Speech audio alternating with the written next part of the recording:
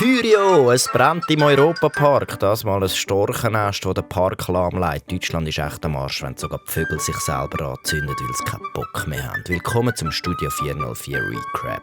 In einer Umkleide von der Landi Volkenzwil ist eine Kamera entdeckt worden. Was für ein Psycho, der die Landi-Kunden ohne Hose sehen. Beim FC St. Gallen ist Gefühlschaos. Zuerst lieben sich alle dank dem Göpp, dann gehen sie einander gurgeln, weil böse Kräfte den Club übernehmen. Tönt wie die erste Ostschweizer Telenovela. Eine echt gute Zeit, eine schlechte Zeit. Die Schweizer Armee investiert 850 Millionen ins Weltall. Also wenn wir dann die RS auf dem Mond machen müssen, wie bekomme ich dann mein Fresspäckchen? Ein Gutachten sagt beim Bundesrat Röst, im Departement wird schlecht gebüßt, zu viel Kommunikationsstellen und zu wenig Leistung, also wie jeder von meinen WhatsApp-Gruppenchats. Auf der A13 gibt es wegen der Hitze plötzlich eine Schanze auf der Autobahn. Zwei Autos haben darum Totalschaden, alle anderen haben ein Bananenli getroppt und den Turbobus gezündet. Mario Kart Rintel halt. Und ein Roboter in China versucht wieder Michael Jackson tanzen und Kate auf die Schnur. In dem Fall haben sie mit den Daten von mir an der Hochzeit von meinem Cousin gefüttert.